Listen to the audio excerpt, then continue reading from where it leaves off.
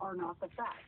A warrant was obtained on a private citizen on the basis of a document produced by the Hillary Clinton campaign.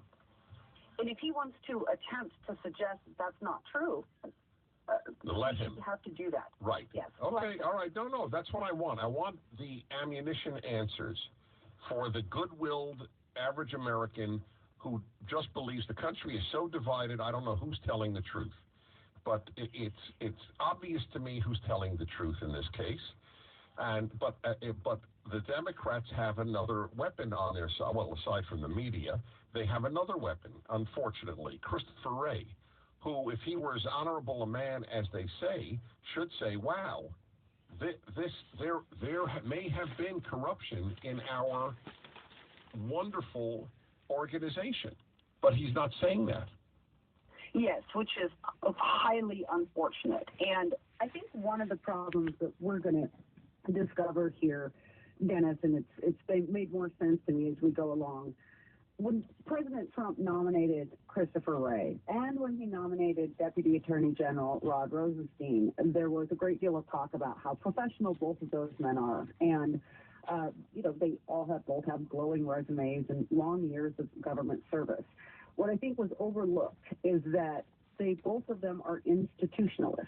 They have spent their entire lives at the places that they are now running. And that is the exact opposite of the sort of person you need in a place if you're looking for dramatic reform of some bodies that were misused over the years. The Department of Justice became weaponized. It looks as though the FBI did too. The only way you fix that is to bring in an outsider with a fresh look, and that was something that I don't think people really took on board when these nominations came up. That's a very, very important point. Who was the last, I just don't follow this. I follow it intellectually. I don't follow in the sense of being up on these things. Who was the last FBI director, maybe you don't know, from outside of the FBI? Yeah, I don't know that either, and it may well be that there hasn't ever been one, because remember, they serve very long terms. Right. And so in the whole history of the FBI, we haven't had a vast number of leaders. I would struggle, probably none, in fact. And maybe the point isn't that you want somebody entirely outside, but you want someone removed, fresh. Someone with a kind of fresh view, not someone who's been in the upper echelons of the FBI for years and years. Because look, by the way, if you're Christopher Wray, now recently he started to move some people. McCabe is resigning. Chief of Staff Rubicki, who was Comey's Chief of Staff, is leaving. James Baker was the General Counsel, has been moved to a new job. These are important changes because he clearly seems to be putting his own team around him.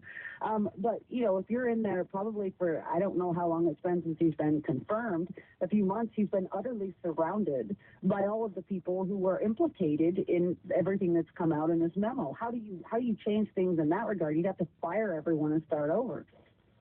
Finally, when they brought the petition, if that's the word, to the FISA court, did they know, or they did know, well, first of all, did they know that it was Hillary Clinton's campaign that paid for the Steele report?